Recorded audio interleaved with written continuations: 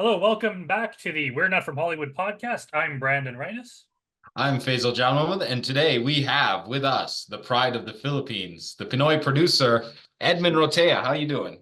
I'm doing great. It's an honor and privilege to be here with you on this podcast today. Hello, everyone. Yeah, thanks for coming on. I guess first question would be how did you first get involved in the art scene in Edmonton and particularly in film? Oh, that's a great question. Thank you, Brandon. It's a very long story. I think it dates back to maybe 10, maybe 15, maybe 20, maybe even 40 years ago. I've always been into the arts. I've always loved reading comic books. I've loved watching TV. I love going to the movies. Um, I think with film, though, I first started getting involved in 2012. Started taking workshops with a local organization, the FAVA, the Film and Video Arts Society of Alberta. Classes on screenwriting, classes on producing, especially documentaries, workshops on using various cameras like the Red camera systems, other workshops on lighting, and yeah, just started helping fellow classmates make their short films, web series, documentary projects, and yeah, most recently a feature film. Which feature film? Oh, I won't say. um, this locally made feature film that came out a few years ago now by a director named Kyle Edward Ball. And you were like the main. What was your role on that? Were you the producer on that? We're Um, just so everyone knows, we're talking about Skinamarink. Oh okay. yeah, sorry. Yeah, I should have put that through. Yeah, yeah, it's kind of a inside joke with this inner circle of friends who are kind of tired of hearing about it by now. But yeah, I was lead executive producer on Skinamarink, and yeah, just like in the end, I was just a friend helping a friend. That's all. And I'm someone who really loves going to the movies. Um, I go to the Metro local theater here in Edmonton almost every other day, and yeah, I'm all about helping others make work or make movies because I'm a movie lover myself. I want to watch more movies, and I want to help other people make movies so that I have more movies to watch.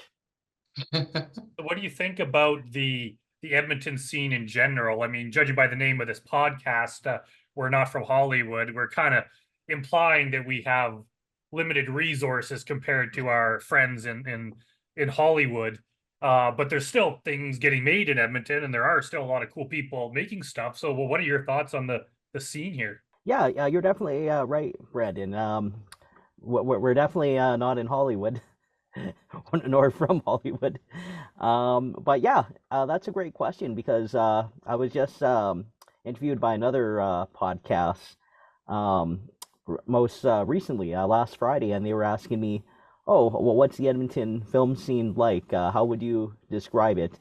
And the way that I've heard the Edmonton film scene described, and a sentiment that rings with me, is that Edmonton is like this island of talented performers, this island that also has talented technicians and crew members, and yeah, an island where that's also inhabited by talented, creative professionals such as yourself, Brandon and Basil. So yeah, where people aren't necessarily competing with each other. Like they may be competing for the limited number of grants and tax credits and incentives and subsidies available, but it's very cooperative and where filmmakers lean on each other and stand on each other's shoulders and help each other. There's a lot of more patronage that goes on, a lot of more quid pro quo. So I scratch your back, you scratch my back. I do something for you, you do something for me. I help with your production. later on down the line, you helped me with my production. Whereas I've heard in much bigger markets like your Vancouver's and Toronto's and I'm sure in other parts of the world, it can be a lot more competitive. People are trying to one up each other, and yeah. So I don't know. Yeah, I found people in Edmonton to be very friendly, very helpful, very willing, and yeah, people are willing to donate their time and talent and expertise and knowledge, especially to help emerging filmmakers, struggling filmmakers, artistic filmmakers. And yeah, I've had a lot of friends who were definitely emerging filmmakers trying to make their first short or feature who've relied on me. And yeah, I'm always there for the film community whenever I can. Yeah, I find that it's not only the film people in the community that are helpful, but just the city in general. Like people, I guess Mm-hmm. if you go to LA and you're shooting a movie, they're like, whatever, they're known for it. Whereas here, they think it's cool. So when you approach someone like, hey, can we film in your bar or what? They're just so excited to be a part of that. And I think we have an advantage that other places don't. I even heard a story about someone wanted to shoot a short film. I think they went to I think it was Canmore or some little place near Calgary, right, like in the mountains. And they were like, "Oh, can we like film in your bar?" And the bar was like, "Yeah, sure." And they had like a laminated piece of paper with their rates on it of what they Wow. charge film crews because I guess they get asked so often that they're just like, "Here you go." And they were kind of like, "Oh, well, we were thought it would be like Edmonton where you just ask and they'll let you do it." So yeah, if you They're go to like, those bigger nope, markets, money up. it's kind of a different world. Oh yeah, like I definitely agree. Because yeah, I've heard other places like every year I'm very fortunate to have the opportunity to visit Vancouver for 1 or 2 weeks, especially since I have a lot of family out there. And yeah, I remember going to I can't remember the name of the park. Beautiful park, such serene wildlife and wilderness, and then all of a sudden, as we're walking down this walkway, I see all these cables and trailers and generators, and I'm like, oh, what's happening here? Is there a film being shot or a TV show? And then they're like, oh yeah, it's probably like a big American um, production going on, and there are parts of the park that you couldn't access. So yeah, I imagine in places like Vancouver, where there, or even Calgary, there's so many service productions going on that it's definitely a hindrance and inconvenience for the local population. Whereas in Edmonton, um, there's so few production going on that if they close down Rice Howard Way for 2 or 3 weeks to film a scene for The Last of Us, no one notices. Yeah. I think I heard the story where at the time when they were filming The Last of Us, this must have been almost 3 years ago. The then mayor Don Iverson passed by Rouse Howard Way and he noticed um, something was going on, and he's like, "Hey, it looks like there's been a major collision or whatever. Has someone Zombie reported war that?" happening. But no one told him that they were filming The Last of Us and that it was elaborate set preparation, set decoration for filming. And he's like, "Oh, okay." And yeah, yeah. Of course, this was during COVID when most people were working from home, and unfortunately, like I still work in downtown Edmonton each and every day, and I imagine if someone wanted to film in an alley or street, it's probably a lot more easier because there's very little people around to interrupt, other than the few people who live here in downtown. Especially on Um, a long weekend. Like I used to live yeah, downtown. No, no, yeah, nobody's down there, especially on a long weekend. It's empty as hell. yeah. If you wanted to film in this office right now at this very moment, I'm sure I could sneak cast and crew of several dozen people, and no one would. Well, now that you No one mention Edmund, it, please be careful of what you offer because I will ask at least twice. I'll be like, Edmund, I need an office. yeah, I But remember when we shot I'm in Love with a Dead Girl, we needed to shoot in a mhm. cemetery. So we called the city and asked if we could shoot in the cemetery on 107th Ave, and she was like, "Oh yeah, that's fine." And I was like, do I got to do anything? Do I sign something? And she's like, "No, just don't wreck anything." And I was like, "You kidding me?" You And know then what's Wow. fun? they were just like so helpful. There was another film after that where we had to go through a bit of a process. We had to like get insurance for whatever it was, but they didn't. I don't think they charged us for anything. But she was like, if you ever need like roads blocked off or whatever, like just let us know and we could take care of that. Like they're very willing to help. Whereas I bet if you went to Vancouver, like they would put the screws to you in terms of like not only the amount of money you'd have to pay, but you probably just have to jump through so many hoops to get permits and all this stuff. That's so funny because, I was shooting a short once and we went to that exact same cemetery, the one on 107th Ave. And I didn't call anybody because I was just like, I don't know if I'll get permission. I'm just like, we're just gonna have to show up there, shoot what we gotta shoot, and get out of there. And that was around that time. Jamie Hill was one of my cast members, and I think she was auditioning for Skinamarink, Edmund, because Oh while wow. we were in the cemetery, she was talking to Jarvis, and she was like, "Let me show you how loud I can scream. I'm auditioning for this movie where I'm gonna have to scream." So in the middle of the cemetery on a Saturday morning, she screams, and I'm just like, Wow. "Okay, we gotta get out." I don't know what happened, but we're here with a camera, and someone just screamed, "We need to get the hell out of here." That's right, and Jamie is known for having a very high-pitched voice, so I Hey, it imagine that worked on scream. Skinner. Yeah, and yeah, I'm glad she's been able to be in many higher universe productions, and as well as a few features. I think she recently completed um, filming for a feature with the star of Sleepaway Camp. Oh, So nice. No way. yeah, Wait. What's her name? I can't. I have Sleepaway Camp Wikipedia. 1, right? Yeah. Um, I think she was in the first Sleepaway Camp. I don't know about all the other Yeah, ones. the girl, the person who played Angela? Yeah. Is it the So same person in part 2 and 3? Is that her grown up? No, you know what? Part 3, I'm pretty sure, was Bruce Springsteen's sister, which is the Ah, weirdest oh fucking thing on wow. the planet. Yeah, I know, right? Yeah. yeah, that Felisa Rose is the star of Sleepaway Camp. I haven't seen the other ones. I don't think she's in the other features, but I know Felisa Rose still continue to work in the indie horror film scene. So That's wild. Do you know yeah, what the project that she finished working on? Are you able to say? I don't know. I know Jamie has been posting about it, but Felisa Rose also does like I don't know a dozen indie horror movies Fair enough. a year. Yeah, you kind of Yeah. just pump them out at one point, right? Yeah, here we go. I was just looking it up. Sleepaway Camp 3 Teenage Wasteland starred Pamela Springsteen. oh, You should have she her didn't on the quite have the show. success of her brother, but at least she's No, trying. I know, right?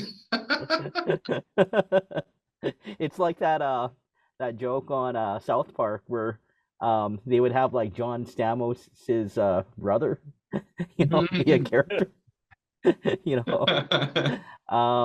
But yeah, definitely have Jamie on the show because um yeah, she's been killing it with a few short films and indie horror feature films. But to dial it back to Edmonton, I think because we have such few productions, and I think people get really excited too because there's so few productions that go on that when people see like a camera that's all rigged up. And then people, ask, "Hey, what's happening here?" Because I remember helping someone with their short film, and we were filming very early on a Sunday morning on Churchill Square, and security, like no one gave us any issues. I had a little camera with a rig and a shoulder mounted rig, and I was filming. This was 10 years ago, and yeah, there are some like people hang out in Churchill Square, and they're like, "Oh, what are you doing?" "Oh, we're filming a movie here." "A movie? Wow, that's so cool. Can I be in it too? Can I be in the background?"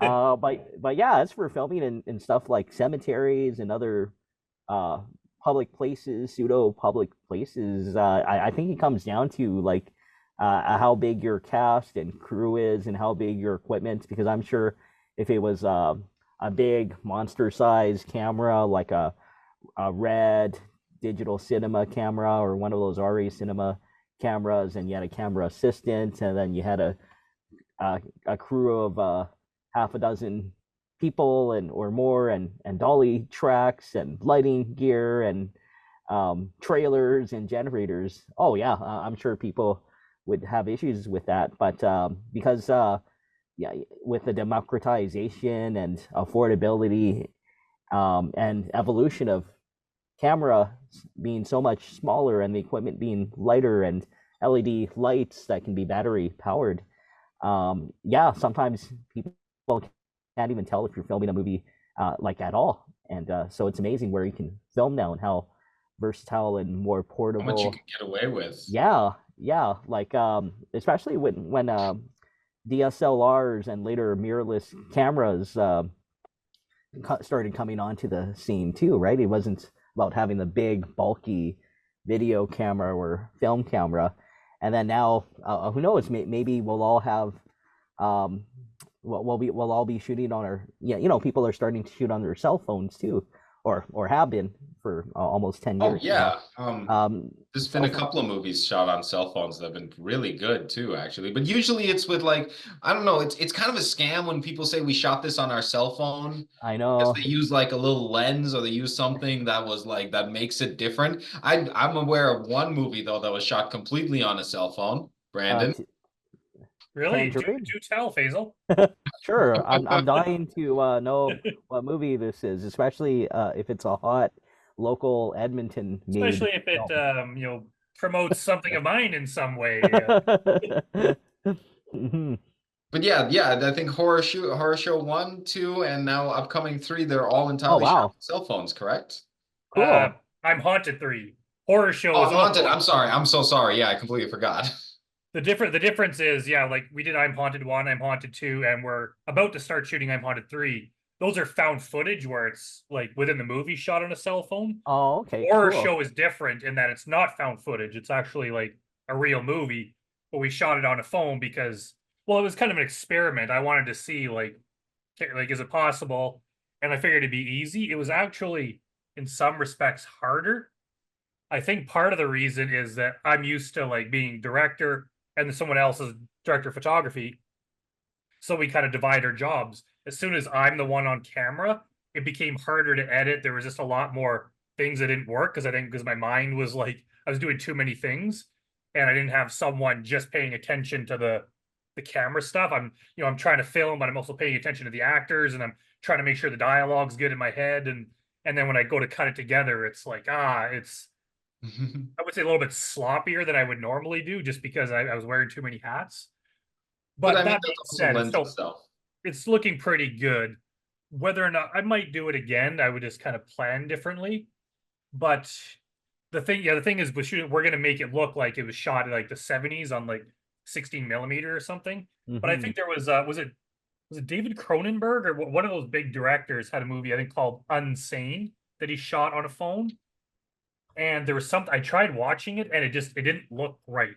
There was something about it that just it's like it looked like it was shot on a phone and I Steven couldn't get it. Soderbergh Yes, Soderbergh, yeah, right, that's Soderbergh, right. yeah. Yeah, yeah, he's all shot about filming entirely on on an cell iPhone phones. 7 Plus, but he's been doing that shit for a while. I think he shot the girlfriend experience on like I forget what he shot it on, but he's been doing that for a minute, I think, too. Yeah, and he was one of the first mainstream directors to shoot like digitally, like when most of Hollywood was still filming big movies on Yeah, 35 that's millimeter right. film. Girlfriend He experience shot on was shot digital. on Red One. Yeah, like a really good one is it's a film called Bubble, 2005 American crime drama about three low-paid doll factory workers and this love triangle that goes wrong, especially between this much older middle-aged lady and who has feelings for her much younger male coworker who falls for a younger coworker at this doll factory. But yeah, I like it's amazing how creative people have been with the limitations of cell phone. Like one of my favorite films is Tangerine I was gonna by bring that one Sean. up. I was gonna Yeah, say by that Sean exact same Baker. one. Yeah, and yeah, well, with Tangerine, of course, even though it was shot on I believe it's an iPhone 5, so that's really going back. They still had like this custom anamorphic lens that cost several $100s, and of course, a lot of post production that was put into it, especially the color grading and to adjust all the looks and settings. But who knows? Maybe cell phones will be so advanced, especially in their processing power and optics and all that. That yeah, hopefully we'll make more features on cell phones. Like they are easy to use, and you can download a Blackmagic like app to really have more fine tuning and granularity of settings. So yeah, I look forward to this future, and it just comes down to yeah, filmmaking video tools are becoming more democratized and affordable and in more people's hands. Yeah, I think we might get to a point where, 'cause I mean, the camera quality can really only get so good. I mean, once Mm-hmm. you reach the iPhone 417th, is it really going to be that much better than the four? Like, so I think sooner or late, even like I know a lot of people are, they're kind of like the camera nerds about stuff like that, whereas I'm just all about the story. A lot of time That's I can't right. even tell. It's Yeah, like someone else is dealing with the camera issue. Like sooner or later, it's like the movie still has to be entertaining. And I think a that's lot of, right. especially a lot of indie filmmakers, they come from a point of view of we got all this gear and that's all they care about. And it's kind of like the movie is kind of a secondary thing. All Yeah, they we care about got is how it starring looks. so and so shot on a thingy and Yeah. like Whereas honestly, I don't even really remember what Protest 2 was shot on. I think we used two different cameras, but I just it's not what I'm interested in, right? I'm like, what's Hmm. happening in the story? What are the people saying and doing and that Yeah, kind of thing. So you're um definitely right, Brandon. Yeah, especially I find that with some of the emerging filmmakers and because yeah, I remember when I was taking Fava classes, I was doing a course called Video Kitchen, and what that course was, it was an introduction to filmmaking, mostly using video cameras, and people were getting really hung up on cameras, and they were wanting to shoot at the time. This is over 10 years ago. The Red Epic. So it was one of the best digital cinema cameras available at the time, but it's since been superseded by other cameras. But yeah, everyone was like, "Oh, I have to shoot on the Red because then my film will look great." But what a lot of those people didn't realize at the time was the reason why films look great is not only is it shot on a great camera, but there's also great costume and design and great hair and makeup and great performers, and there's great lighting and there's great set design and but yeah, a lot of people forget about having a great story that people can relate to, a story that resonates with people, likable characters, um, a storyline that people can follow. And yeah, so you're definitely right. A camera is secondary to all that. Having the story is most important.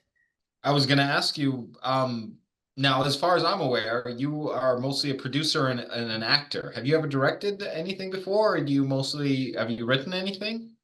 Not yet. Like I've written scripts when I was taking workshops and classes. Like I hope to pursue the creative stuff, like directing, even DOPing. Many years ago, I was a tech nerd, buying cameras and audio equipment and lighting gear. But as the years have gone by, and with the success of the last film, yeah, I've been kind of upping my producing game, especially since there are so many people in the greater Edmonton community who now want to make a feature film. Do you wanna break down to us what a producer does? What the job of a producer is on in an Edmonton indie film?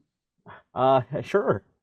Yeah, I guess in the Edmonton indie film context, someone who wears many hats, someone who is more involved with the logistics and business affairs, not necessarily the creative technical side. But yeah, I guess the most simplified way to break it down is someone who finds the resources, whether that's funding, um, whether that's finding um, equipment and resources to help get a film made. So for the last film, yeah, Kyle needed help finding funding. So we looked into various grants. We weren't successful with any of the artistic grants, and I'm not going to name them because uh, representatives from those organizations may be listening to this podcast in the near future. And That's if me being or Kyle political. are, yeah, yeah, well, it's very challenging to apply for It is. grants, It very much is. especially when you're applying in the context of making a horror film, or if you want to call it an elevated genre or supernatural suspense thriller. You can sugarcoat it as much as you want for the grants, but it will be obvious to the Well, adjudicators that, oh yeah, this is definitely a horror movie that they're trying to Well, fund. and having seen the other side of that grant approval process, it's never ta I would say never take it personally if your grant doesn't get approved. The odds are Mhm. so heavy. There's so many grants that get applied for, and there's only Yeah, so many people that they will accept. So like if you are out there and you've written a grant and you're a filmmaker and it's been rejected, that doesn't mean your grant is bad. That just means that there were like 600 other that's grants there right. and they had to pick, and depending on how someone felt, like maybe your film just didn't hit with them or something. But try again. Always try more and try again. Or like Edmund, you tell us what you did after you couldn't get the grants for Skin. Um, yeah, that's a great question. So something a question that I've been asked many times. Yeah, we looked into like alternate sources. So crowdfunding, which yeah, in the last few years it's kind of been a dirty c word, but it's been the only way to get some projects off the ground. So yeah, to go back to the earlier question about the Edmonton film scene, people are very loving and very supportive. So when Kyle launched a crowdfunding campaign through a website platform called Seed and Spark, it's kind of like an Indiegogo, Kickstarter, GoFundMe type of site, but exclusively for film and video projects. Yeah, a lot of our crowdfunders, of course, were people who knew us, so friends, family, people we knew in the film industry. Some people were Kyle's former instructors and mentors at NATE, where he studied film. Yeah, and of course, there's myself, truly, who put in some money. So, yeah, so crowdfunding. I was able to find this whopping $500 grant, courtesy of the Alberta Media Production Industries Association. That was a development grant, and it was a grant that I got because I won uh, this online door prize for attending a webinar during the lunch hour. So that was the earliest funding of Skinamarink. But yeah, I think the beauty with these little grants, especially if they're only $500 or if it's $25 from someone in the community, you can go to someone and say, "Oh yeah, we got funding from the Alberta Media Productions Industries, AMPIA, and we got funding from this person in the film community. Give us $25." You Mhm. know? The more um, names you stack up, the more easy it is to get money from other people if you have like certain names already signed on. yeah, yeah, exactly, and it kind of snowballs, and yeah, eventually, some other support is in-kind donations. So with Skinamarink, the DOP, Jamie McRae, he worked as the equipment manager for Fava, and he had done a lot of volunteer work for Fava. And he was able to rack up several hundred hours of production credit. So he was able to get equipment for us, cameras, lighting gear, audio equipment to help with Skinamarink. Otherwise, that would have cost us, several $1,000s, especially if we rented from a rental house. So we were very fortunate, and all the props were borrowed, and we saved a lot of money on a location. Kyle was able to get the location for free because it was his childhood home, his parents' house. They let him shoot for free. He was also shot in one location, a house. Whereas the more locations you have, the more crew you need to set up and tear down and transport equipment. And it's just more effort and planning and time and logistics to, especially with more locations. So it's, I wish all films could be shot on one location. Like maybe it will be possible with the advent of these virtual LED walls and virtual production technologies, and the big buzzword of the past year being AI, and how AI can procedurally generate film and TV sets. Yeah, I kind of find that cheating though. Like I love like being on location, right? Like when we did Cortez 2, it's like we're out there at the camp. Like it would kind of ruin it if it's like, hey, everyone just show up 9 to 5 in this one building, and then we'll just put everything in the background. Like you just kind of lose some of the magic.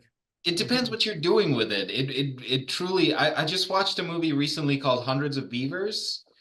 And I feel like it was shot entirely in a green screen and built up digitally. But the whole shtick is it's like a black and white silent film, and it's like slapstick comedy, and like it's not also, but it was like something that I'd never seen done in a film before, and like I'd never seen something that unique. Like that makes me think, like, forgive all the flaws that it has behind it. I'm just like, this is good. So if someone, so far all the AI films I've seen are kind of like, just here's a guy walking down the streets. Like give me something that like blows my head, and I'll be like, all right, well, this AI thing might be all right. Yeah, so we're almost out of time here, Edmund. So we never have enough time to cover everything we want to cover, but I mean we'll be have you back on the show to it's in the future, and you're always at all the Edmonton film events. So if anyone wants to meet you, if they just kind of go out to these events, I'm sure they'll run into you eventually. Walk right up to Edmund and ask for his autograph. He loves it. Oh yeah, I'll be at Banff World Media Festival in Banff Fantasia Film Festival in Montreal, and hopefully Toronto International Film Festival this fall. If anyone wants to say hi and collaborate on a future horror production. All right, great. All right, well, we're just about out of time, so we will see everyone next time, and bye. Thanks for having me, everyone. Love having you on the show, Edmund.